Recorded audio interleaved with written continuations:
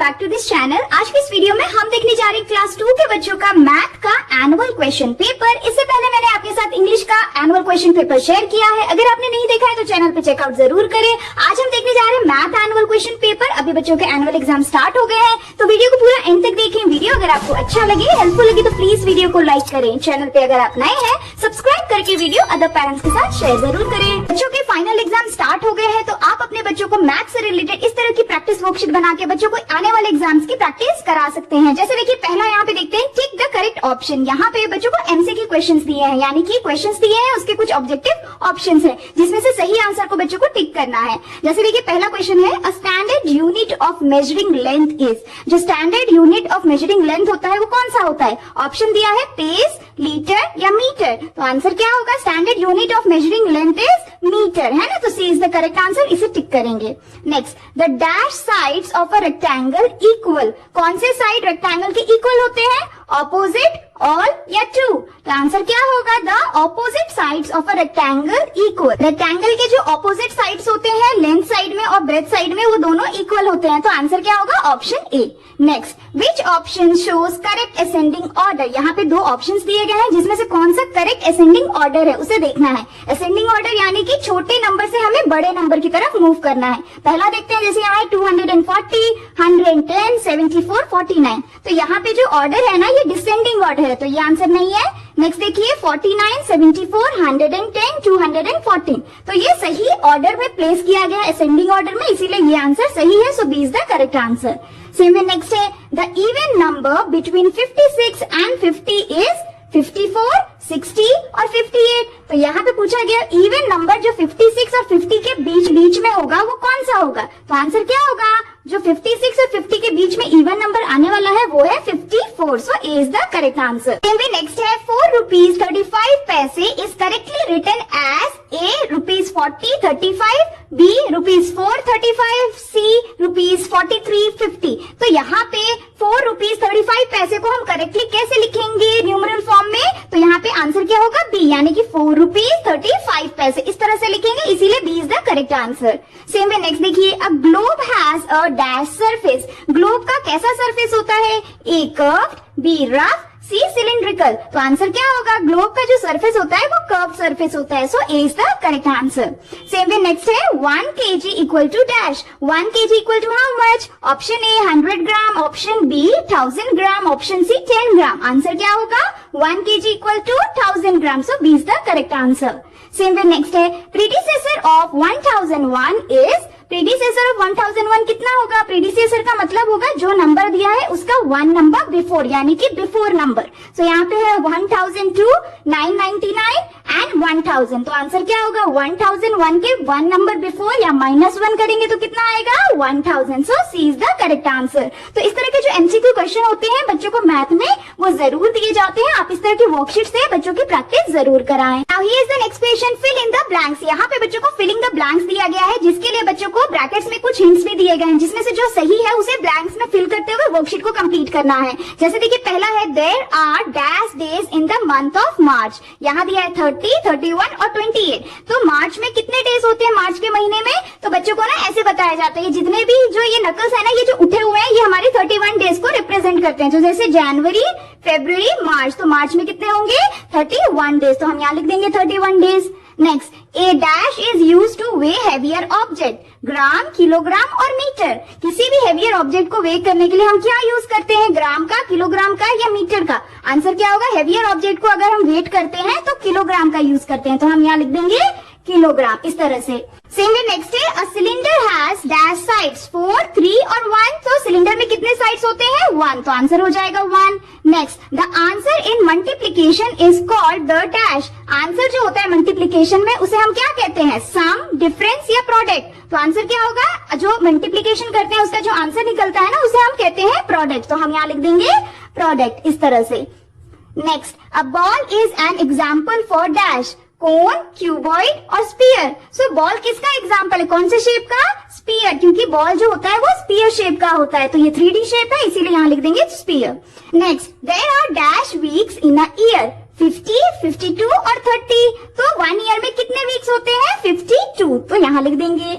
Next, the dash is use to measure larger quantities of liquid, litre, metre और gram. Liquid के larger quantity को measure करने के लिए हम क्या यूज करते हैं? लीटर का। तो हम यहाँ लिख देंगे लीटर, इस तरह से। तो इस तरह से बच्चों को filling the blanks with hint या विदाउट हिंट भी दिया जाता है। अब दोनों ही वे में बच्चों की प्रैक्टिस जरूर कराएं। Now here is the next question, match the following. तो यहाँ पे बच्चों को मैचिंग की वर्कशीट दी गई है, जहाँ पे बच्चों को एक साइड में जो लिखा गया है उससे कनेक्टेड या रिलेटेड बच्चों को आंसर अदर साइड में ढूंढना है और मैच करना है।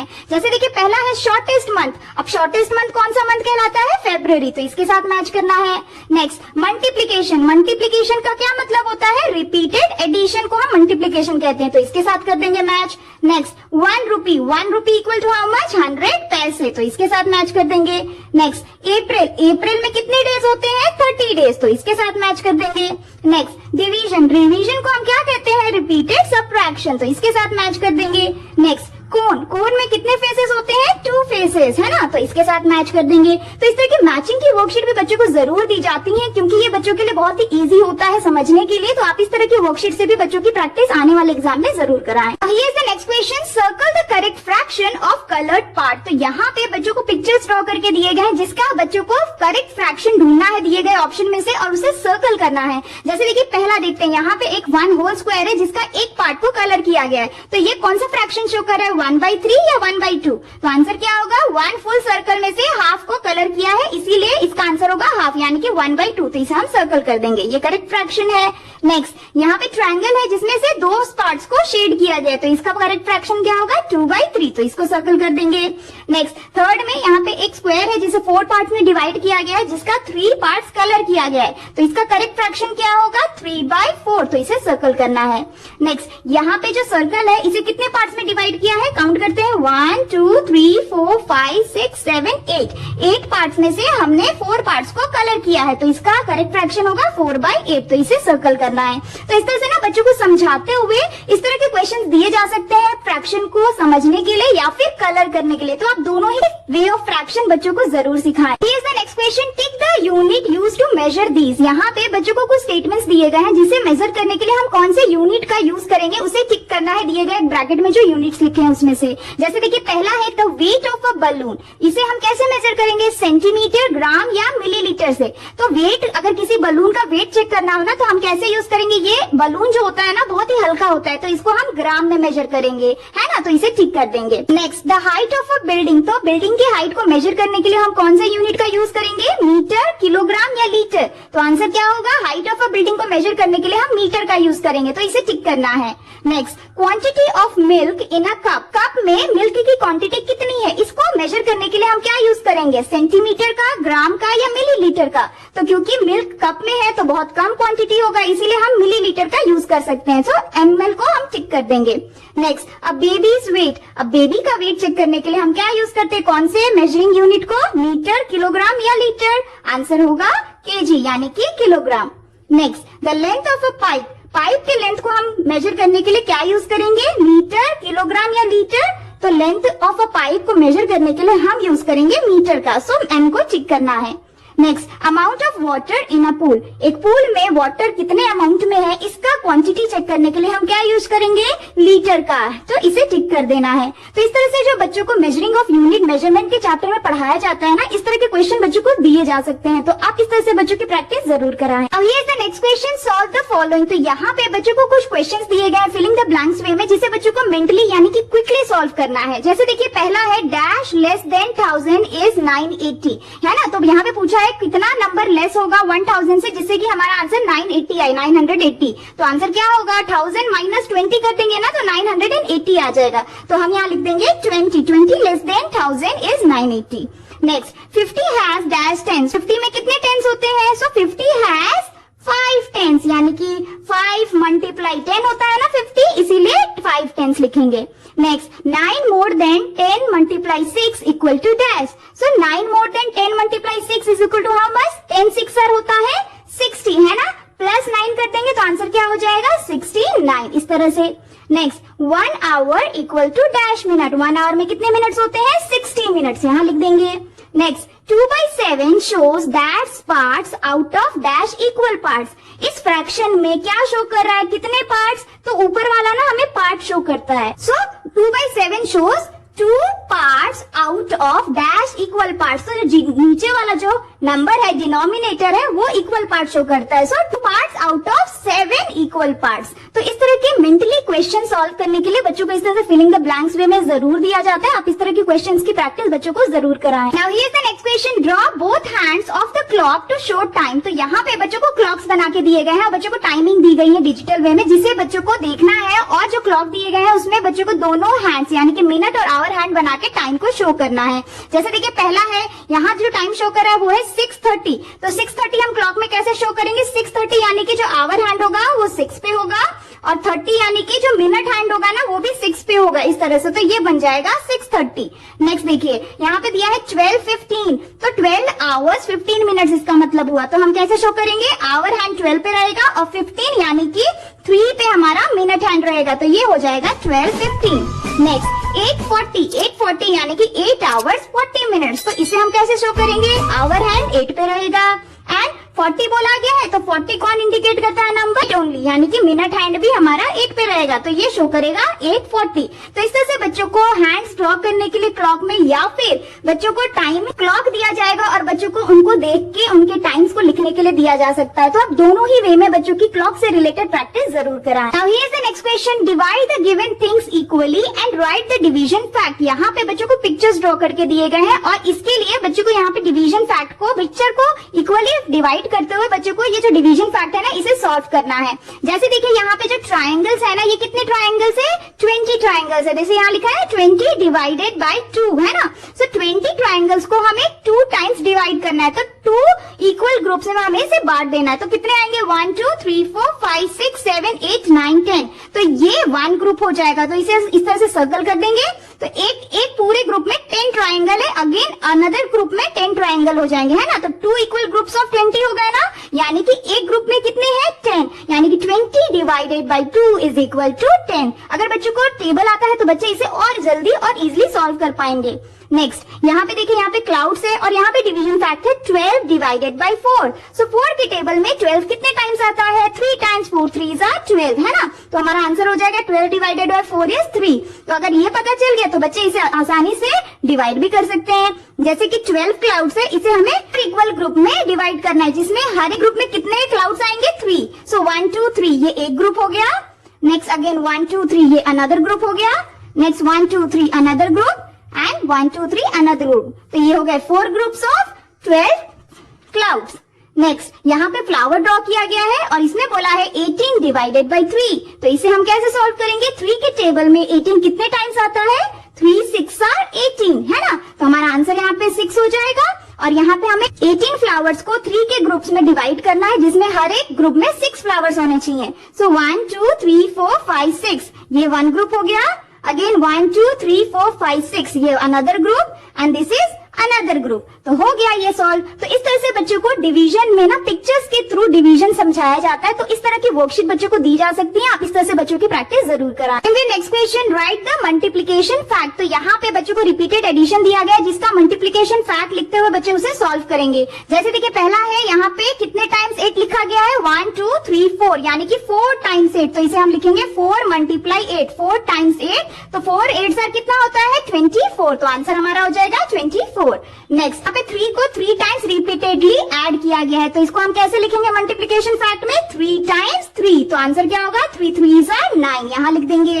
नेक्स्ट यहाँ पे 5 है और 5 कितने टाइम्स रिपीट हुआ है? 1 2 3 4 5 5 टाइम्स रिपीट हुआ है। तो इसको हम कैसे लिखेंगे? 5 टाइम्स 5। तो आंसर क्या होगा? 5 5s are 25। नेक्स्ट 10 यहाँ पे रिपीट हुआ है कितने टाइम्स? 1 2 3 4 5 6 टाइम्स। तो यहाँ लिखेंगे 6 टाइम्स 10। तो आंसर क्या होगा? 6 10s are 60। Same way next है यहाँ पे 2 + 2 यानी कि 2 को 2 टाइम्स रिपीट किया गया है। सो 2 टाइम्स 2, तो 2 2s are 4। तो इस तरह से बच्चों को मल्टीप्लिकेशन के फैक्ट्स बच्चों को दिए जाते हैं यूजिंग रिपीटेड एडिशन। तो आप इस तरह की वर्कशीट भी बच्चों को जरूर दें। Next question, shade the picture according to the fraction. यहाँ पे बच्चों को पिक्चर्स ड्रॉ करके दिए गए हैं, जिसके लिए बच्चों को बोला गया है कि अकॉर्डिंग टू फ्रैक्शन बच्चों को उन पिक्चर्स को शेड करना है। जैसे देखिए यहाँ पे पहला है 1/3 का फ्रैक्शन। तो 1/3 को हम कैसे शो करेंगे? यहाँ पे पिक्चर में हमें ये 3 इक्वल पार्ट्स में डिवाइड किया गया, जिसमें से हमें एक पार्ट को शेड करना है, तो हम इस तरह से एक पार्ट को शेड कर देंगे इस तरह से। नेक्स्ट देखिए, यहाँ पे जो पिक्चर है इसमें जो फ्रैक्शन दिखा रहा है वो है 1/4, यानी कि 4 इक्वल पार्ट्स में इसे डिवाइड किया गया है, जिसमें से एक पार्ट को, कोई भी एक पार्ट को हम शेड कर देंगे इस तरह से। नेक्स्ट, यहाँ पे 8 पार्ट्स में डिवाइड किया गया है इन रेक्टेंगल को, जिसमें से 4 पार्ट्स को हमें शेड करना है, जो कि दिखा रहा है ना 4/8, तो 4 पार्ट्स को शेड करना है। सो 1 2 3 4, इस तरह से बच्चों को आप समझाते हुए बच्चों को सॉल्व करने के लिए कहें। नेक्स्ट देखिए, यहाँ पे जो सर्कल है, यहाँ पे बोला है 1/2 का फ्रैक्शन, यानी कि 2 पार्ट्स में डिवाइड किया गया, जिसमें से एक पार्ट को शेड करना है, तो हम यहाँ कर देंगे। तो इस तरह से ना फ्रैक्शन में शेडिंग के लिए या कलरिंग के लिए दिया जा सकता है अकॉर्डिंग टू फ्रैक्शन, बच्चों को सिखाया जाता है। तो आप इस तरह के क्वेश्चंस भी बच्चों को जरूर इंक्लूड कराएं। और here is the next question, right the time in words. तो यहाँ पे जो क्लॉक्स है ना, इसमें जो टाइम शो कर रहा है, इसमें जो टाइम शो कर रहा है उसे बच्चों को वर्ड्स में हमें लिखना है, यानी कि जो टाइम है उसे वर्ड्स फॉर्म में लिखना है। जैसे देखिए, पहला क्लॉक में जो टाइम शो कर रहा है ना, यहाँ पे क्या शो कर रहा है 3:45, जिसे हम वर्ड्स फॉर्म में कैसे लिखेंगे, तो यहाँ पे देखिए 4 o'clock अभी हुआ नहीं, होने वाला है, तो 9 हमें इंडिकेट करता है वर्ड फॉर्म में क्वार्टर, है ना, तो हम यहाँ लिखेंगे 4:45, क्योंकि 4 अभी बजा नहीं है ना, इसीलिए 4:45 इस तरह से। नेक्स्ट, यहाँ पे जो टाइम शो कर रहा है उसे डिजिटल वे में बोलेंगे 1:30, लेकिन अगर इसे हम वर्ड फॉर्म में कैसे बोलेंगे 1:30 इस तरह से। तो इस तरह से बच्चों को टाइम को ना वर्ड फॉर्म में लिखने के लिए भी दिया जा सकता है। Here is the next question, solve the following. तो यहाँ पे ना बच्चों को सम्स दिए गए हैं फिलिंग द ब्लैंक्स वे में, जिसे बच्चों को सॉल्व करना है। जैसे देखिए, यहाँ पे पहला है 10 divided by 5 equal to dash. So 10 divided by 5 का आंसर क्या होगा, 5 के टेबल में 10 कितने टाइम आता है 2 टाइम, यानी कि 10 divided by 5 is 2। Next, 3 multiply dash equal to 30। तो 3 के टेबल में 30 कितने टाइम आता है 3 10s are 30, तो हम यहाँ लिखेंगे 10। Next, 8 multiply 8 equal to dash. So 8 8 कितना होता है 64, यहाँ लिख देंगे। Next, 9 multiply dash equals to 27। तो यहाँ पे मिसिंग दिया है ना, तो इसे कैसे सॉल्व करेंगे, 9 के टेबल में 27 कितने टाइम्स आता है 3 टाइम्स, यानी 9 3s are 27। इस तरह से बच्चों को समझाएं। Next, 4 multiply 6 equal to dash. 4 6 are how much, 4 6 are 24, answer हो जाएगा। Next, dash multiply 7 equals to 42। तो कौन से टेबल में 7 टाइम्स 42 आता है, सो 6 7s are 42 होता है। Next, 16 divided by 8 equal to dash. So 8 के टेबल में 16 कितने टाइम्स आता है 2 टाइम्स, आंसर हो जाएगा। Same way 9 divided by 3 equal to dash. 3 के टेबल में 9 कितने टाइम्स आता है 3 टाइम, यानी कि 9 डिवाइडेड बाई 3 इक्वल्स टू 3। तो इस तरह से बच्चों को मल्टीप्लिकेशन, एडिशन या सब्ट्रैक्शन में इस तरह से बच्चों को सॉल्व करने के लिए फिलिंग द ब्लैंक्स दिया जा सकता है। आप ऐसे भी बच्चों की प्रैक्टिस जरूर कराएं। Here is the next question, identify these shapes and right it's name. यहाँ पे बच्चों को शेप्स ड्रॉ करके दिए गए हैं, जिसे बच्चों को आइडेंटिफाई करना है और उनके नाम को लिखना है दिए गए जगह पे। जैसे देखिए, यहाँ पे ये कौन सा शेप है, ये है 3D शेप, जिसको हम कहते हैं क्यूब, तो हम यहाँ लिख देंगे क्यूब। सेम वे देखिए, यहाँ पे ये कौन सा शेप है, ये अगेन 3D शेप है, जिसे हम कहते हैं स्फीयर, तो हम यहाँ लिख देंगे स्फीयर। नेक्स्ट, ये कौन सा शेप है, ये भी 3D शेप है, जिसे हम कहते हैं सिलेंडर, तो यहाँ लिख देंगे। नेक्स्ट, ये कौन सा शेप है, तो ये है स्क्वायर शेप, ये 2D शेप है, जिसको हम कहते हैं स्क्वायर, तो हम यहाँ लिख देंगे। नेक्स्ट, ये कौन सा शेप है, ये है कोन, तो यहाँ लिखेंगे कोन। सेम वे नेक्स्ट, ये कौन सा शेप है, ये रेक्टेंगल जैसा दिख रहा है, लेकिन ये 3D रेक्टेंगल है, जिसको हम कहते हैं क्यूबॉइड, तो हम यहाँ लिख देंगे। तो इस तरह से ना बच्चों को शेप्स में 2D और 3D दोनों ही पढ़ाया जाता है, उसके नाम याद कराए जाते हैं। तो आप इस तरह की वर्कशीट से बच्चों की शेप से रिलेटेड भी प्रैक्टिस जरूर कराएं। Here is the next question, look at the chart given below and answer the given question. यहाँ पे बच्चों को एक चार्ट ड्रॉ करके दिया गया है, जिसे बच्चों को ध्यान से देखना है और एज पर द चार्ट बच्चों को दिए गए क्वेश्चन को सॉल्व करना है। जैसे देखिए, क्वेश्चन देखते हैं, how many children have crayons. इस चार्ट में क्रेयॉन्स कितने बच्चों के पास है, तो देखिए यहाँ पे जो चार्ट में जो डेटा कलेक्ट है ना, यहाँ पे देखिए क्रेयॉन्स लिखा है, number of children's have this is 51, यानी कितने बच्चों के पास क्रेयॉन है 51, तो हम यहाँ लिख देंगे 51। Next, how many children have pencils. अब पेंसिल्स कितने बच्चों के पास हैं, तो देखिए यहाँ पे लिखा है ना 62, तो हम यहाँ लिख देंगे 62। Next, which item is the least that children have. सारे बच्चों में से सबसे कम आइटम वाला सामान कौन सा है जो बच्चों के पास है, तो देखिए इसमें से सबसे लोएस्ट नंबर कौन सा है, तो सबसे लोएस्ट नंबर है पेंसिल बॉक्स, है ना, यानी कि सबसे कम जो आइटम है बच्चों के पास वो है पेंसिल बॉक्स, तो हम यहाँ लिख देंगे पेंसिल बॉक्स इस तरह से। Same way next, if all children have pencils how many children are there together. यहाँ पे बोला गया है इस चार्ट में जो पेंसिल्स हैं वो 62 बच्चों के पास है। तो कहा जा रहा है कि अगर सारे बच्चों के पास पेंसिल्स होगा तो टोटल कितने बच्चे होंगे ऑल टुगेदर। तो यहाँ पे देखिए 62 बच्चों के पास तो ऑलरेडी पेंसिल है, यहाँ पे दिखा रहा है ना 62 बच्चों के पास ऑलरेडी पेंसिल है। तो अगर इन सारे बच्चों के पास जिनके पास पेन, क्रेयॉन्स, इरेजर और पेंसिल बॉक्स है, इनके पास भी अगर पेंसिल हो तो टोटल कितने बच्चे होंगे। तो इसके लिए बच्चों को क्या करना है ना, इन सारे नंबर्स को ना प्लस कर देना है। तो सारे नंबर अगर हम प्लस करेंगे ना तो हमारा आंसर आ जाएगा 232। यानी कि ऑल टुगेदर अगर इन्हें हम ऐड करेंगे इन सारे बच्चों को तो ऑल टुगेदर सबके पास अगर पेंसिल हो तो कितने बच्चे हो गए 232 बच्चे जिनके पास पेंसिल्स होंगे। तो इस तरह से ना बच्चों को आप समझाते हुए इस तरह के क्वेश्चंस को सॉल्व कराएं। इस तरह से भी बच्चों को क्वेश्चंस दिए जाते हैं। Solve for today's videos friends. I hope कि आपके बच्चों के लिए ये मैथ का एनुअल क्वेश्चन पेपर बच्चों के लिए काफी हेल्पफुल रहा होगा। आप इस तरह से बच्चों की प्रैक्टिस जरूर कराएं आने वाले एग्जाम्स के लिए। उम्मीद करती हूँ वीडियो आपको अच्छा लगा होगा, हेल्पफुल रहा होगा। अगर आपको अच्छा लगा हो तो प्लीज वीडियो को लाइक करें। चैनल पे अगर आप नए हैं तो सब्सक्राइब करना ना भूलें। मिलती हूँ आपसे नेक्स्ट वीडियो या वर्कशीट के साथ। तब तक के लिए टेक केयर।